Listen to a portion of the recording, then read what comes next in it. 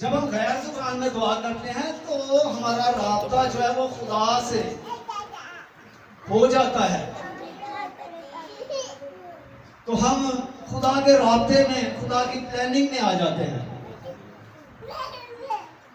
तो अच्छी बात है कि हम खुदा की प्लानिंग में रहें, ना कि किसी इंसानों की प्लानिंग में। आमीन, हालेलुया। तो कौन सी ईद मना रहे हैं आज हम? ईद पेंतीकोस्त। कौन सी? ईद पेंतीकोस्त ईद मना रहे हैं और खुदावंद यीशु मसीह के लिए जोरदार क्लैपिंग करें। ऐसी तो थोड़ी सी हिस्ट्री आप तक मैं पहुंचाता हूँ, उसके बाद हम खुदा के कलाम की तरफ बढ़ते हैं। ईद पेंतीकोस्त जो है, इसका मतलब है 50वां दिन। क्या मतलब है? ईद पेंतीकोस्त का मतलब 50वां दिन। 50वें दिन का क्या मतलब है कि खुदावंद यीशु मसीह जब इस दुनिया से रुखसत हुए और दोबारा जी उठे, जब वो जी उठे तो हम ईद क़यामत मसीह मनाते हैं।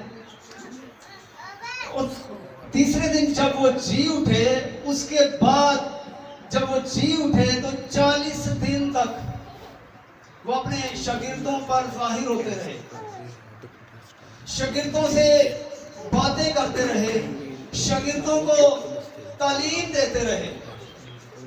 कितने दिन तक? 40 दिन तक। हम सब जानते हैं कि 40 दिन तक खुदावंद यीशु मसीह इस जमीन पर मुनादी करते रहे अपने शागिर्दों के दरमियान। और 40 दिन के बाद खुदावंद यीशु मसीह आसमान पर उठाए गए। और जब आसमान पर वो उठाए जाने वाले थे तो शागिर्दों को उन्होंने हुक्म दिया, शागिर्दों को हुक्म दिया कि अब तुम ठहरे रहो यरूशलेम में। और शागिर्द जो थे वो मुसलसल खुदा के हुक्म के मुताबिक ठहर गए, बाला खाना में ठहर गए। और मुसलसल 10 दिन तक क्या करते रहे? बता सकते हैं क्या करते रहे? वो दुआ करते रहे। मुसलसल 10 दिन तक वो दुआ में ठहरे रहे। और जब 10वां दिन आया, यानी कि 40 दिन, उसके बाद 10 दिन, ये क्या हो गया? 50 दिन। जब 10वां दिन आया तो रूह कुदूस पर नाज़िल हो गया। आमीन। और अगर हम पुराने अहदनामा में देखते हैं तो पुराने अहदनामा में भी इस ईद को मनाया जाता था। पुराने अहदनामा में इस ईद को फसल कटाई की जानकर मनाते थे लोग। पहले फलों की ईद समझकर इसे मनाते थे। तो जब हम नए अहदनामा में आ जाते हैं तो ये ईद जो है रूह कुदूस की ईद बन जाती है। रूह कुदूस का नज़ूल होता है। हालेलुया। हिस्ट्री तो बहुत ज्यादा है, लेकिन हम खुदा के कलाम की तरफ आते हैं। इन बातों को बयान करूं तो हमें 7 ईदें मिलती हैं, 7 ईदें। और 4 ईदें जो हैं वो हमारी जिंदगी में हो चुकी हैं। 3 ईदें जो है वो अभी होने वाली हैं, अभी हुई नहीं है। 7 ईद। और जो 3 ईदें हैं वो भी होंगी, लिखी हुई हैं, लेकिन 4 पूरी हो चुकी हैं। तो 3 ईदें अभी बाकी हैं जो हमारी जिंदगी में होने वाली हैं, हुई नहीं है। हालेलुया। हम खुदा के कलाम की तरफ बढ़ते हैं। साथ निकालिए इमाम 2 बाब रसूलों के ईमान का दूसरा बाब, उसकी पहली आयत से चौथी आयत तक, जिस में चौथी आयत तक पढ़े, इसके बाद हम आगे बढ़ेंगे। खुदावंद के कलाम में से हम देखेंगे रसूलों के आप सब निकाल लें पहले, जिनके पास रसूलों के बाइबल है वो अमाल निकाल लें उसका दो बाब। निकालने को बच्चों को, ताकि उनको पता चले कि जो कुछ पढ़ा जा रहा है वो खुदा के कलाम में से ही पढ़ा जा रहा है। निकाल लें शाबाश। यूहन्ना की अंजील के बाद अमाल की किताब है।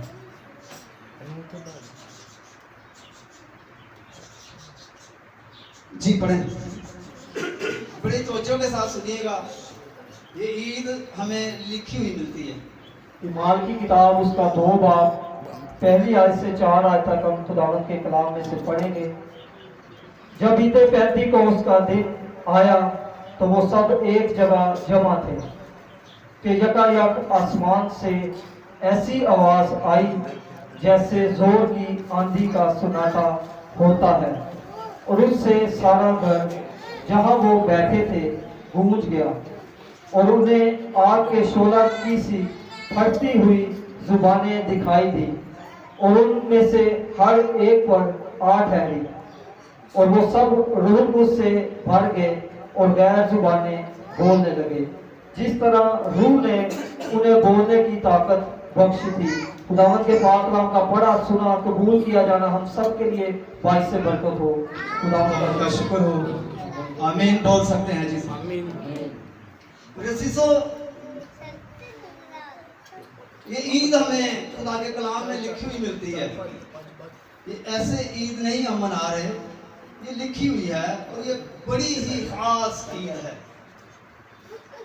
मेरे सीसो, ये ईद जो है हम इसको यूं भी कह सकते हैं कि ये मसीही बुनियाद है,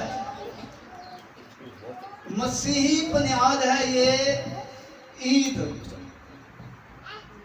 जब तक खुदावंद यीशु मसीह अपने शागिर्दों के साथ थे तो वो मेरे अजीजों कुछ काम नहीं करते थे, सारा काम खुदावंद यीशु मसीह खुद करते थे। तो इसीलिए खुदावंद यीशु मसीह उनको जानते थे कि ये अभी दलेर नहीं है, अभी ये खिदमत नहीं कर सकते। तो खिदमत करने के लिए पाक रूह का होना बहुत जरूरी है, क्योंकि खुदा का पाक रूह जो है वो हमें दलेरी बख्शता है, हमें दलेर करता है। क्योंकि यीशु के होते हुए यीशु खुद ही हर बात को हैंडल करते थे। अगर कोई झगड़ा भी होता तो वो खुदावंद यीशु से खुद सामने आते, निपट लेते थे। शागिर्द जो थे यीशु के साथ तो थे, तालीम तो ले रहे थे, लेकिन दलेरी नहीं थी उनके अंदर। तो यीशु जानता था और यीशु ने इसीलिए आसमान के ऊपर जाने से पहले शागिर्दों से कहा कि तुम ठहरे रहो, तुम ठहरे रहो जब तक तुम्हें कुव्वत का लिबास नहीं मिल जाता। तो मेरे अजीजों, उन्होंने खुदावंद का हुक्म माना और वो ठहर गए काला खाना में, और उतने दिन तक ठहरे रहे। उनको ये पता नहीं था कि हमने 10 दिन तक ठहरना है या 2 दिन ठहरना है या 1 महीना ठहरना है, उनको ये मालूम नहीं था। लेकिन उन्होंने खुदा का हुक्म माना कि ठहरे रहो, और वो ठहर गए और 10 दिन तक मुसलसल वो दुआ में ठहरे रहे। और 10वें दिन जब रूह कुद्दूस उन पर नाज़िल हुआ तो वो कुव्वत से भर गए, दलेर हो गए, दलेरी उनके अंदर आ गई। और मेरे अजीजों, लिखा हुआ है कि जब रूह कुद्दूस उन पर नाज़िल हुआ तो वो सब कौन सी ज़बान में दुआ करने लगे? गैर ज़बानों में दुआ करने लगे, गैर ज़बानें बोलने शुरू हो गए वो। जब गैर ज़बाने वो बोलना शुरू हो गए तो उनको कुव्वत का लिबास मिल गया, ताकत मिल गई। और बहुत से ऐसे लोग हैं जो गैर ज़ुबानों में दुआ नहीं करते। और ये जरूरी बात नहीं है कि आप गैर ज़ुबानों में दुआ करेंगे तो तभी खुदा का रूह आपके अंदर है। खुदा का रूह हम सब के अंदर है।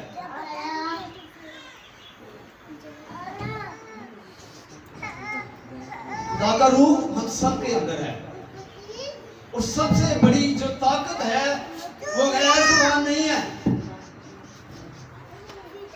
जो लोग अभी तक गैर ज़ुबान को या पाक रूह के बपतिस्मे को हासिल नहीं कर सके या नहीं किया, उनके लिए बात कर रहा हूं कि जो सबसे बड़ी ताकत है वो मोहब्बत की है।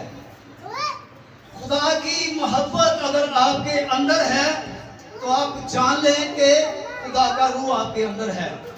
अगर आपके अंदर मोहब्बत नहीं है, आप गैर ज़ुबानों में बातें करें, दुआ करें, तो कोई फायदा नहीं है, बेफायदा है।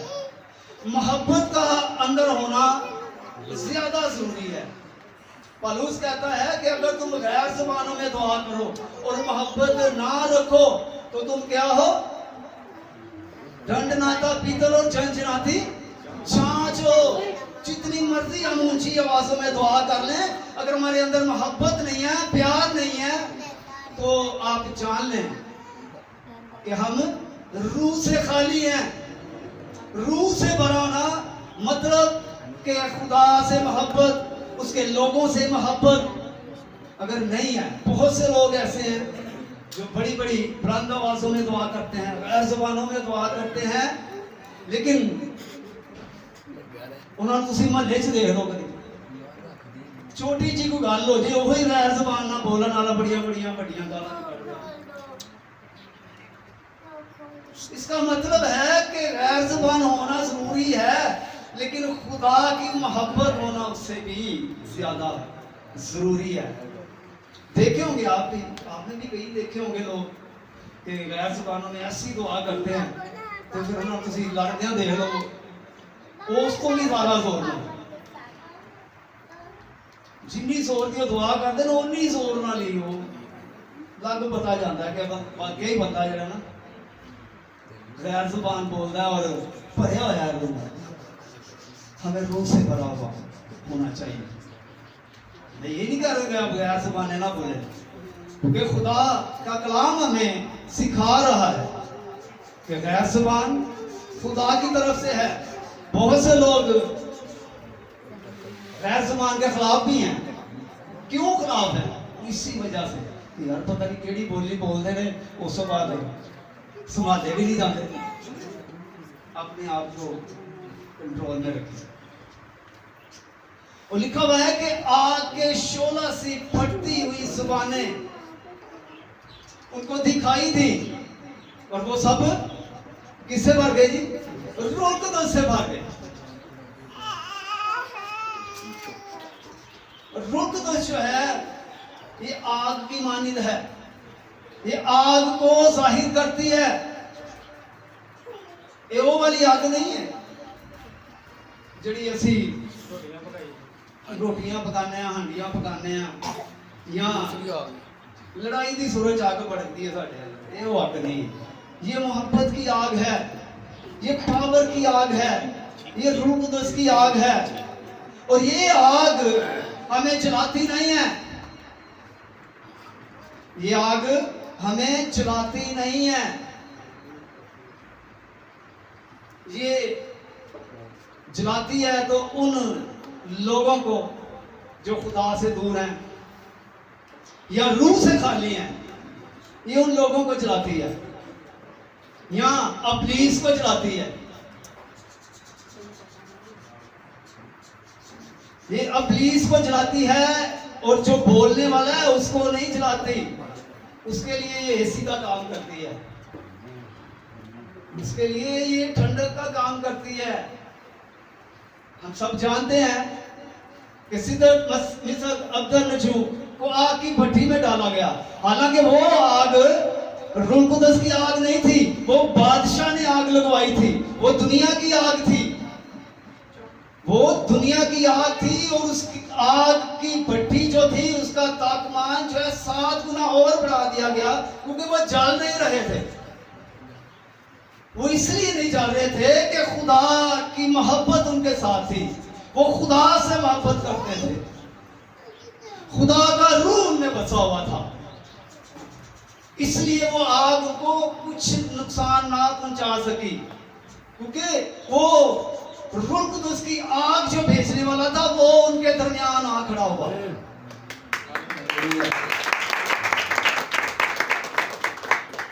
इसलिए वो आग उनको कुछ भी ना कर सकी। तो मेरे अजीजों, इसलिए हमारी मोहब्बत जो है खुदा के साथ होना बहुत जरूरी है। वो लोग गैर ज़मानों में दुआ नहीं करते थे, लेकिन उनकी मोहब्बत थी, उनका ईमान था खुदा के ऊपर, उनका भरोसा था, खुदा की बातों को मानते थे और दुआ में ठहरे रहते थे। तो जब हम दुआ में ठहरे रहते हैं तो मेरे अजीजों, खुदा की मोहब्बत हमारे साथ रहती है। अगर हम दुआ नहीं करते तो इसका मतलब है कि हम खुदा से दूर हैं, हमारे अंदर खुदा की मोहब्बत नहीं है। हालेलुया। और रूह कुदस की आग जो है वो इसलिए नाज़िल की गई कि हमारी सफाई हो सके। सोना होता है ना, सोने को जब जलाया जाता है उसकी सारी गंदगी जो है वो निकलकर बाहर आ जाती है, वो खालिस सोना बन जाता है,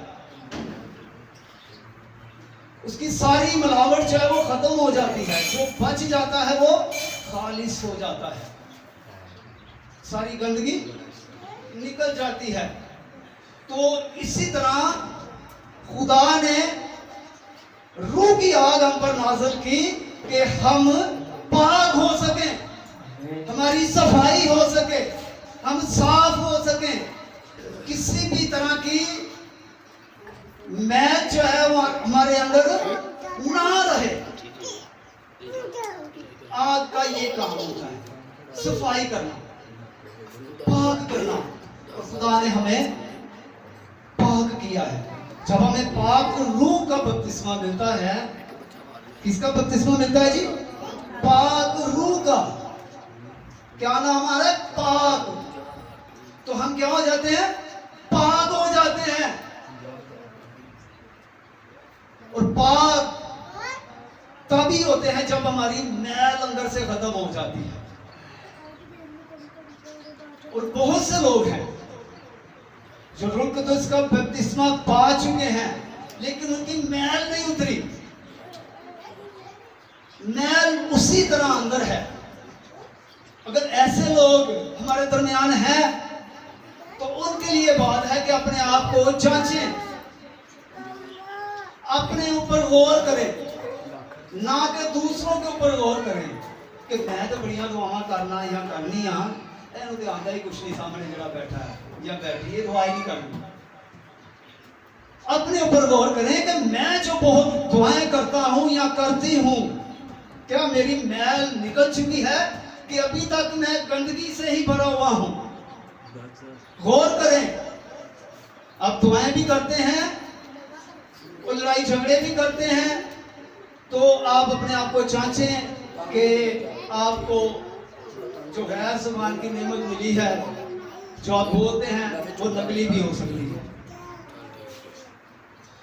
नकली हो सकती है या नहीं हो सकती? हो सकती है ना।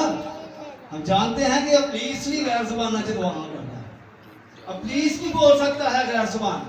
तो अगर हमारी जिंदगियों में ऐसा चल रहा है, ऐसा हो रहा है, तो आपके पास फिर मौका है कि आप ठहर जाएं, फिर दुआ में ठहर जाएं कि खुदा मैं ऐसा रूह नहीं चाहता या मैं ऐसा रूह नहीं चाहती, मुझे पाक कर, अपनी रूह की आग मेरे ऊपर नाज़िल कर, ताकि मैं साफ हो सकूं, मैं पाक हो सकूं, मेरे अंदर से ये तमाम बातें निकल जाएं।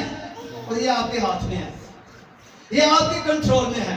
आप अपने आप को जांचें। अब जब आप अपने आप को जांचेंगे तो मेरा ईमान है कि खुदा आपको अपने रूह से भरेगा, अपने खालिस रूह से भरेगा, और दुश्मन प्लीज शर्मिंदा होगा आपकी जिंदगी से। अमल कर देखें, जान कर देखें, अपने आप को पहचानें, जांचें, ताकि हम खुदा के प्लान के मुताबिक अपनी जिंदगियों को बसर कर सकें और खालिस रूह को हासिल कर सकें। खालिस रूह जो है वो हमें मोहब्बत सिखाता है। अगर मोहब्बत नहीं है तो हम ठंठनाता पीतल, छंछनाती छाछ। छाछ नहीं बनना हमने। फ्रांसिस फ्रोज ने गीत गाया ना, ऊंचियां दुआओं दे फुलाना बड़े तड़के। ये तड़के लाने ऐसी दुआ करते हैं कि लोग परेशान हो जाते हैं, ऐसा तड़का लाने हैं। लेकिन जब ਅਸੀਂ ਉਹਨਾਂ ਜ਼ਿੰਦਗੀਆਂ 'ਚ गौर करते हैं, देखते हैं, तो लोग कहते हैं यार ये फजूल लोग हैं। क्या हम फजूल लोग हैं अगर हम गैर जुबानों में दुआ करें? तब फजूल है जब हम बाकी भी काम उसी तरह करते हैं जैसे दुनिया करती है। दुनिया के लोग और खुदा के लोगों में फर्क होता है और फर्क नजर आता है। खुदा कलाम में सिखाता है कि हमारे बोलने से, हमारी बात करने से, हमारे चलने फिरने से, हमारे उठने बैठने में फर्क नजर आना चाहिए, ताकि लोग जाने कि ये खुदा के बेटे हैं, ये खुदा की बेटियां हैं। और खुदा के बेटियां और बेटे वही हैं जिनके अंदर मोहब्बत है, जो खालिस रूह से बने हुए हैं। हालेलुया। अच्छा, कुछ लोग ना पता की कहते हैं कि गैर जुबान जड़ी ना तो पता नहीं अपने को ही बोलते हैं, लेकिन खुदा के कलाम में हमें लिखा हुआ नजर आ रहा है कि जब वो गैर जुबानों में दुआ करेंगे, गैर जुबानें खुदा के कलाम में लिखी हुई हैं। और आपको भेद की बात बताता हूँ, जो 120 की जमायत हमें नजर आती है ना, सब जानते हैं कि 120 की जमायत ठहर गई खुदावंद यीशु मसीह के हुक्म के मुताबिक, वो ठहर गई। और वो 120 की जमायत में कौन कौन थे? जाहिर है कि शागिर्द तो थे, लेकिन 120 शख्सों की जमायत है जी। ईमान पहला बात निकालें, इस बात को जानने जरा कि कौन कौन था इस जमायत में, खास हस्ती कौन सी थी? खास हस्ती कौन सी थी उसको हम देखते हैं जी। पहला बात, ईमान पहला बात और उसकी 14 है जी। पहला बाप और 14 है, 14 और 15 का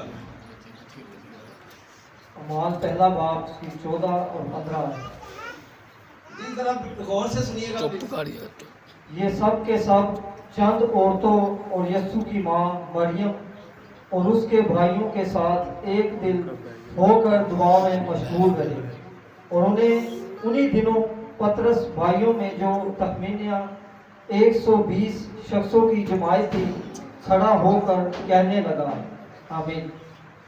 जी कितने लोगों की जमायत थी? 120। और खास हस्ती कौन सी हमने सुनी है?